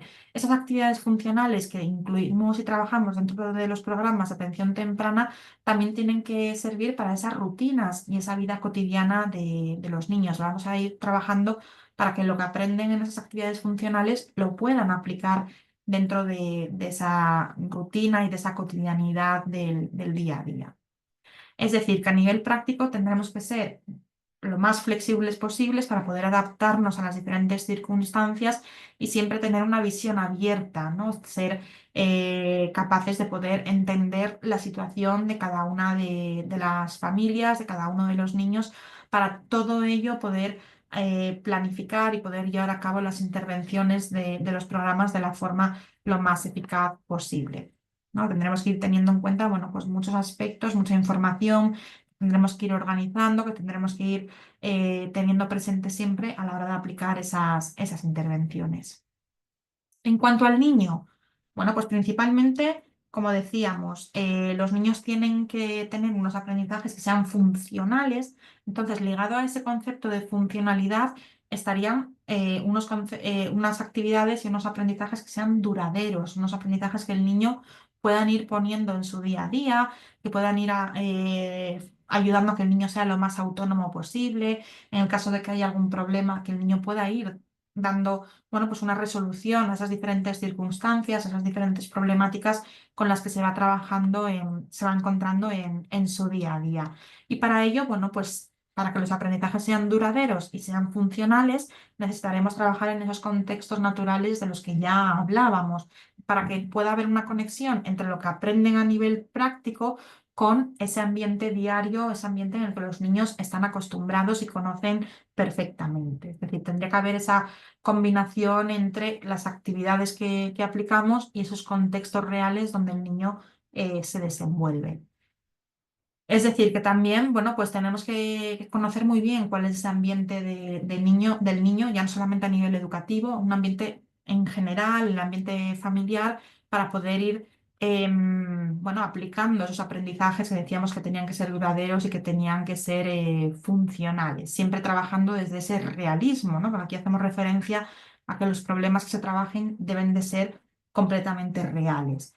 De tal forma que aquí podríamos volver a traer el aprendizaje constructivista, que sabéis que con el aprendizaje constructivista a lo que se refiere es que los niños están en un proceso activo de construcción de sus aprendizajes y que lo nuevo lo van relacionando con lo anterior. Entonces, esa idea también la podemos traer al ámbito de la atención temprana en el sentido de que todas las, todos los nuevos, todo lo que trabajamos con los niños bueno, pues tiene que ser novedoso, pero esa novedad tiene que ser moderada, tiene que el niño ir sabiendo adaptarlo, el niño tiene que ir poco a poco conociéndolo, el niño tiene que ir poco a poco uniéndolo con los conocimientos que ya tenía previamente y todo ello tiene que estar adaptado a esas circunstancias de cada uno de los niños y siempre respetando ese proceso evolutivo en el que se encuentra cada uno de ellos. Entonces, la mejor forma de intervenir con los niños es principalmente con las rutinas, que decíamos que en infantil esto lo tenemos muy interiorizado, que son esas actividades que realizamos, bueno, pues todos los días. Luego también hay actividades que están planificadas, que algunas, bueno, pues no se planean previamente y luego también, o sea, son las que se planean previamente, y luego están las que inician el propio niño. Al niño también muchas veces es el que comienza a dar, bueno, pues unas muestras, dar unas señales bueno, de, de, o realiza una acción que nos da pie, bueno, pues a introducir una actividad eh, que, aunque no la tuviéramos planificada en sí, el propio niño le dio comienzo, entonces lo aprovechamos, ya que vemos que el niño está receptivo. Y en cuanto a la familia y al ambiente, pues bueno, trabajar desde ese modelo ecológico, atendiendo a las necesidades tanto del niño como de la familia y de su entorno. Tener en cuenta también que esas intervenciones no pueden llevar a la sobreestimulación, porque esa sobreestimulación cansa, estresa, genera ansiedad, tanto para los niños como para las familias. Y también tener en cuenta que tenemos que enriquecer ese medio en el que vive el niño. La familia tiene que saber también cómo relacionarse con su hijo, tiene que saber cómo trabajar con él en otros entornos fuera de el centro educativo y fuera de todas las sesiones y terapias a las que acude. Siempre fomentando esa interacción con los que les rodea. Recordad, las familias a veces tienden a aislarse, entonces trabajaremos para evitar eso, siempre fomentando que pueda ir manteniendo esas interacciones, esas relaciones sociales con las personas significativas de su entorno. Y vamos a terminar ahora con las peculiaridades que tienen que tener los programas en los centros educativos. Vamos a ver en primer lugar cuáles son las características que generan, bueno, que hacen que el centro escolar, que las escuelas de infantil sean un lugar muy adecuado para poder llevar a cabo los diferentes programas de atención temprana, partiendo de la base de que nuestra labor como docentes en educación infantil es clave para poder poner en práctica los diferentes programas de atención temprana en el aula, siempre contando con esa colaboración de familias y cualquier otro profesional que trabaje con los niños.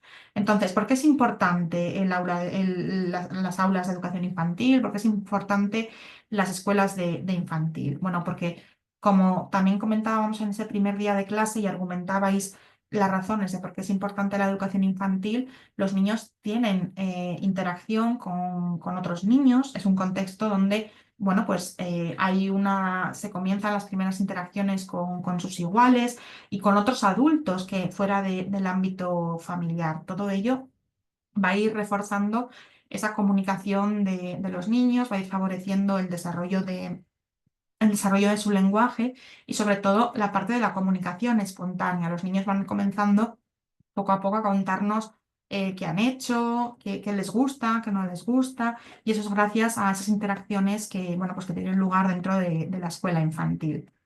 También los centros de educación infantil son centros que están muy estructurados, están muy organizados, hay un orden, tanto a nivel físico como mental, ya que, bueno, pues tenemos todos los materiales organizados, el espacio físico está distribuido de diferentes formas que también enriquecen ese desarrollo de los propios niños. Trabajamos con rutinas, hacemos diferentes programas, es decir, que tenemos todo. Trabajamos una serie de pautas, una serie de secuencias temporales, que todo ello está bien organizado con una serie de horarios que cumplimos cada día, llevamos a cabo diferentes programas que también favorecen ese desarrollo de los niños y en general, bueno, pues se convierte la escuela infantil en un entorno que es natural, pero a la vez es lúdico. Los niños aprenden jugando, los niños aprenden divirtiéndose, los niños aprenden en la escuela de educación infantil a ser lo más autónomos e independientes posibles, que al final es algo que, como decíamos, es un objetivo que nos tenemos que marcar dentro de la atención temprana. Y además, ¿no? Seguimos con lo mismo, ¿no? En este caso, las características para que haya una correcta implementación de los programas de atención temprana dentro de los centros educativos. Necesitamos principalmente una colaboración. Esto es algo que también tenemos muy asumido como nuestro trabajo como docentes. Siempre tenemos que estar en contacto y siguiendo la normativa y siguiendo todas las directrices que se nos dan desde el equipo de dirección, pero tenemos que trabajar de forma coordinada con el resto de docentes, con todo el equipo educativo e incluso añadiríamos también con todos los equipos de atención temprana y cualquier otro tipo de EOEP. Trabajaremos con ese trabajo individualizado para poder darle a cada niño y a su familia lo que requieran en función de cuáles sean sus necesidades, siempre con esa coordinación entre todos los profesionales que van a dar esa atención a los niños con necesidades educativas especiales. Destacamos también la importancia de detectar los problemas educativos que puedan tener los niños con los que estamos trabajando. De nuevo, hacemos hincapié en esta necesidad de asesorar, orientar, apoyar a las familias y muchas veces vamos a tener que estar colaborando con otros sectores, con otros recursos, con otras instituciones, bueno, con otros organismos del sector. A lo mejor con servicios sociales, con centros de atención temprana, ¿vale? Tiene que haber siempre esa comunicación constante y ese remar juntos en la misma dirección. Luego también promover el acercamiento de las familias de los alumnos. Esto ya lo debatimos bastante en la clase anterior, ¿no? Todas las dificultades que nos encontramos, pero en la medida de lo posible tenemos que trabajar también para que las familias se conozcan, para que tengan ese acercamiento real, que también les va a ayudar a ir implicándose más en la educación, en la socialización de sus hijos. Y por último, bueno, pues proponer la escolarización de los niños que tienen necesidades educativas especiales al terminar ese tiempo dentro de las escuelas de infantil. Aquí es donde entrarían sobre todo ese trabajo que llevan a cabo los orientadores. Y con esto terminamos el contenido del tema 3. ¿Dudas, comentarios al respecto? ¿Algo que queráis? No sé, ¿se ha quedado algo pendiente? ¿Alguna duda? Vale, todo ok. Bien. ¿Vale? ¿Cómo, esto ya es porque evidentemente me interesa vuestro feedback, ¿no? ¿Cómo os sentís con el contenido de la asignatura? ¿Lo vais llevando bien? ¿Lo veis muy difícil? Porque ya nos queda muy poquito para terminar.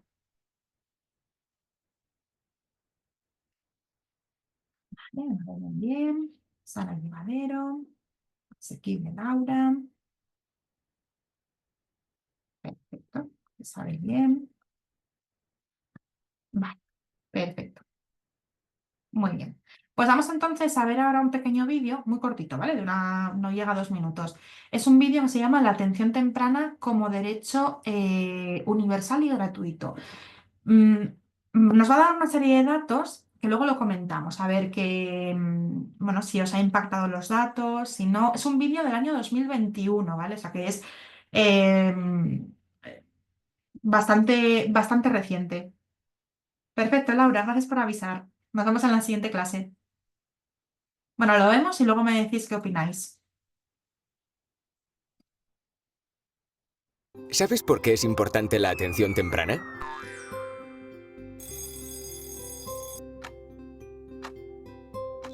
Los primeros años de vida son cruciales para el desarrollo de los niños y niñas, ya que las experiencias vividas durante este periodo tendrán impacto en el resto de sus vidas. La atención temprana es esencial para identificar cualquier trastorno en el desarrollo de los niños y niñas durante los primeros años de vida y dar respuesta lo antes posible a sus necesidades. Hoy en día, la atención temprana no está garantizada como un derecho universal y gratuito de los niños y niñas entre 0 y 6 años. La falta de recursos hace que los tiempos de espera aumenten y muchos niños y niñas no puedan acceder a la atención temprana por haber superado los 6 años de edad. Según datos de las entidades sociales, solo se atiende al 40% de los niños y niñas que necesitan acceder a la atención temprana. Asegurar el acceso a una atención temprana de calidad, gratuita, accesible y universal para todos los niños y niñas debe ser prioritario en la agenda política.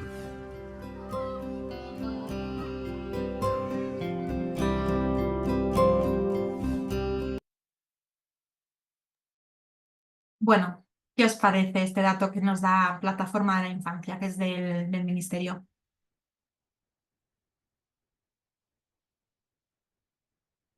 Es muy poco, María.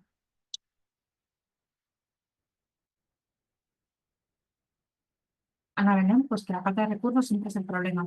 Ujú, exactamente, Ana Belén. Al final, en cualquier ámbito lo reducimos mucho a eso, ¿no? Que no hay recursos y ya veis, ¿no? El 40%, ya veis que es un vídeo del 2021, que no es un vídeo muy que tenga muchísimos años, que es bastante reciente.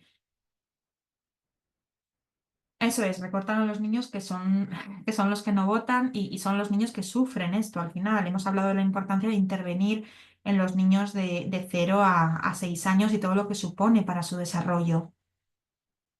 Isabel, no se debería ni plantear la situación, debe ser un derecho. Exactamente, debería ser un derecho, pero en este caso es un derecho mal aplicado, podríamos decir. Elena, es una pena, la verdad, pero recursos no hay porque las inversiones van dirigidas a otros ámbitos. Sí, un poco como comenzábamos la asignatura, ¿no? Hablando de esa falta de fondos. Muy poco y como decías, muchas familias no se pueden permitir darle la atención que necesitan. Eso es. Pero claro, sí que está ese plan B, ¿no? De ir a un servicio privado, pero claro, el problema viene cuando no puedes hacer ese desembolso económico tan grande. Noelia, la atención temprana es fundamental y el tema económico, como siempre, pone los límites para esta sociedad. Ujú. Hay países que dan prioridad a los niños, pero en el nuestro ya se ve recortes en sanidad, educación, pero deberían ser lo primordial. Beatriz, muchas veces el problema es que los auténticos protagonistas que merecen esas oportunidades deban sufrir la falta de recursos para su bienestar. Marta, uno de los principios más importantes debería de ser la gratuidad y la universalidad, que todos tengan acceso, debe ser un derecho. Exactamente, ¿no? Que además todo eso viene recogido en el libro blanco de la atención temprana. La atención temprana es un derecho para todos los niños. María, siempre faltan recursos y los que sufren las consecuencias son los niños. Es una pena ya que la atención temprana es fundamental para aquellos niños que lo necesitan y no todo el mundo puede permitirse ir a centros privados. Eso es. Aida, muy real, porque estoy de prácticas en un centro donde tienen una disponibilidad de 200 plazas para atender y se atiende a casi 300. Eso sí, los niños atendidos tienen menos sesiones de las que deberían y aún así hay gran número de niños en lista de espera y todo por la falta de recursos económicos. Exactamente, ¿no? Al final, igual que hablábamos de la falta de fondos en educación, en atención temprana, bueno, pues faltan centros, faltan más profesionales para diagnosticar, más profesionales para intervenir.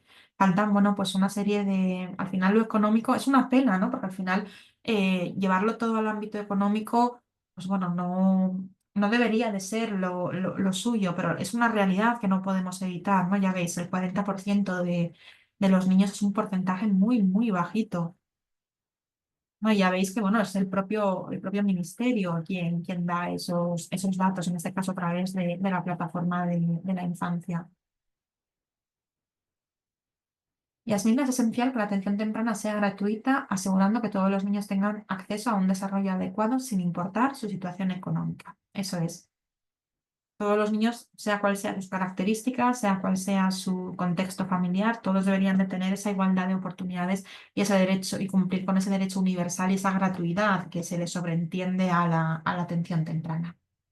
Entonces, bueno, os lo quería traer un poquito para que pudiéramos reflexionar sobre esa situación, ¿no? Porque tenemos muy claro la importancia de las intervenciones en los primeros años de vida y el cómo eso va a tener consecuencias en el futuro y que desde atención temprana nos permite también identificar las dificultades del desarrollo de los niños, pero luego viene esa parte de que no es efectivo el derecho. Hay muchos niños, lo hablabais vosotras también en la clase anterior, niños que han tardado mucho en diagnosticarlos, niños que llevan mucho tiempo esperando para acceder a un centro de atención temprana y el problema viene cuando estamos ya acercándonos a los 6 años, porque a los 6 años, adiós, a los 6 años acaba atención temprana.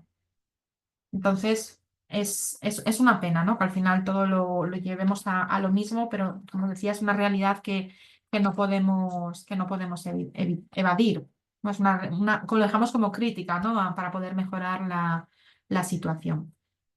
Vamos a introducir el tema 4, ¿vale? Vamos a dejarlo ya preparado, así en la siguiente clase lo terminamos y nos dedicamos también a hacer ese repaso y hablar un poquito más del examen.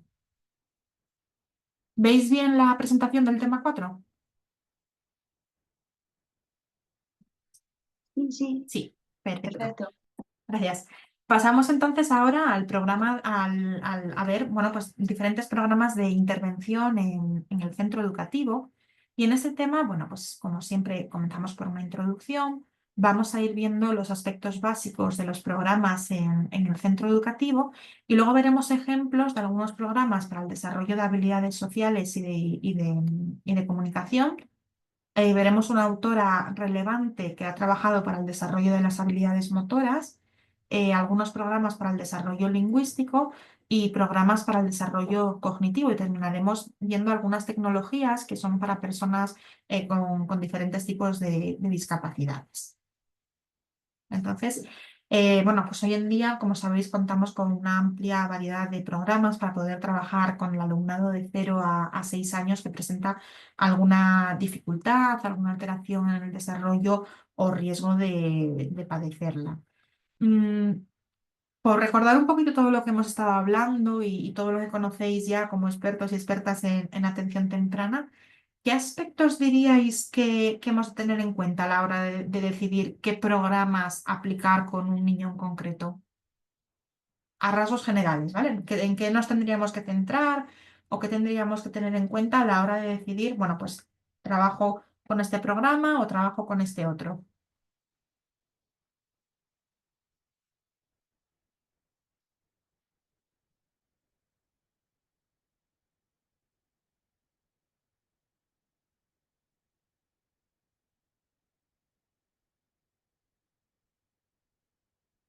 Repito, sí.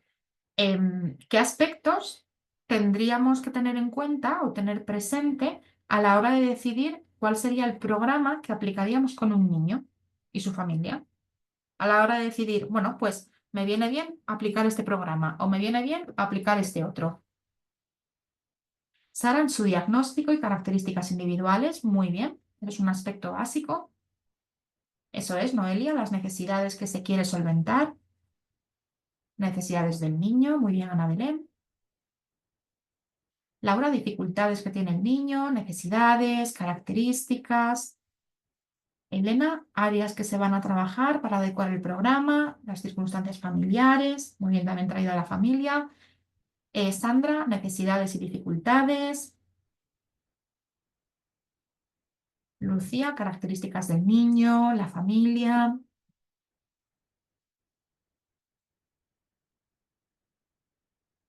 Marina, necesidades del niño, flexibilidad, la familia.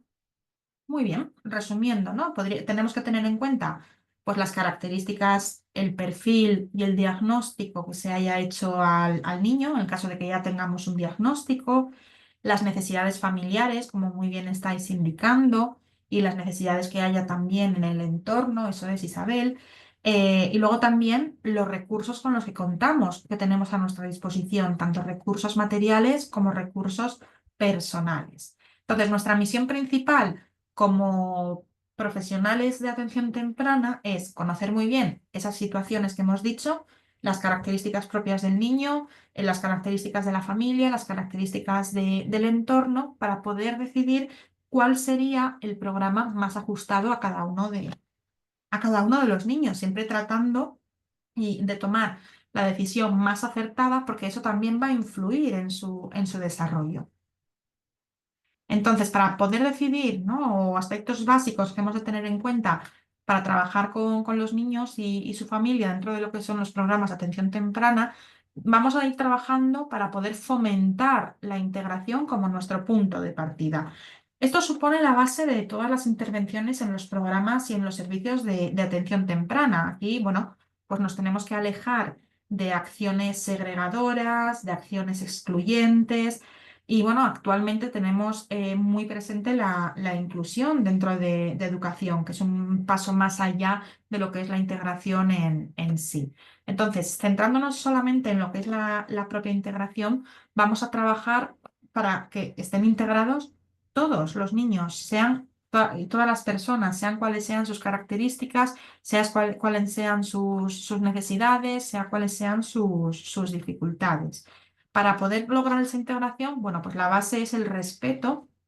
Esto es una cuestión de comunicación básica, ¿no? Ahí tiene que haber un respeto entre las personas Y luego también trabajar desde la perspectiva de que la diversidad es algo enriquecedor, que en las diferencias, de que todos somos diferentes por algo, unos más altos, otros más bajos, unos rubios, otros morenos, y que esa diversidad con la que contamos, pues lo podamos ver como una oportunidad de aprendizaje, como algo positivo, como algo que hay que admirar y algo de lo que nos podemos enriquecer. Y desde los centros educativos, pues bueno, tendremos muy presente esa integración para poder llevar a cabo ese principio de normalización del que hablábamos anteriormente, logrando que, bueno, pues los niños que tienen alguna necesidad o riesgo de padecer algún trastorno, que puedan tener una buena comunicación, una buena relación con sus iguales. Entonces, desde las escuelas, desde los centros infantiles, desde la educación infantil en general, estamos trabajando en todo momento con este modelo ecológico de la atención temprana, ya que trabajamos los profesionales con los niños, pero también con la familia, y tenemos en cuenta también, pues bueno, ese conocimiento que tenemos del entorno, del contexto donde se mueve tanto el niño como la familia.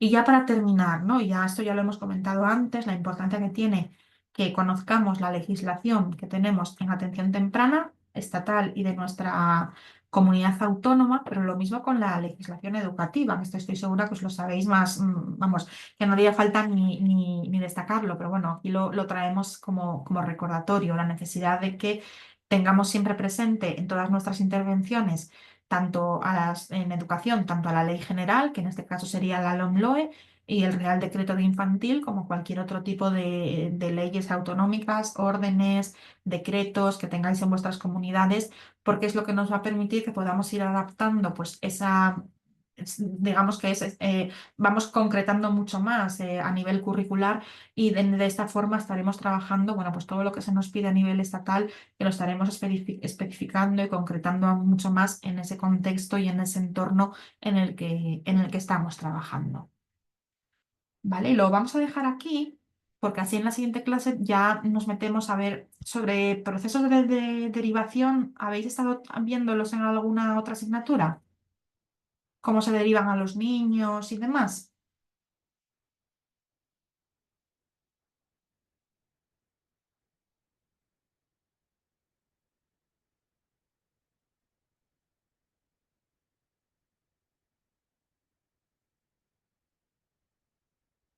La pregunta, ¿habéis estado en alguna otra asignatura? ¿Habéis estado viendo cómo se deriva en alguna comunidad autónoma a los niños? Vale. Vale, pues os traigo algún ejemplo, ¿vale? Para la siguiente clase, para que podamos entender. Esto sabéis que difiere de cada comunidad autónoma, ¿vale? Pero os traigo algún ejemplo para que podamos entender bien cómo es esa derivación. Y nada, no sé si tenéis alguna duda o queréis comentar algo antes de que demos por finalizada la clase. Yo, como siempre, os agradezco vuestra asistencia, vuestra implicación y participación.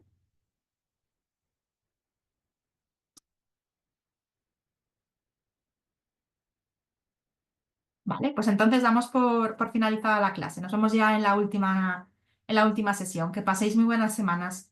Muchas gracias, Tania. Igual. Hasta luego. Hasta luego.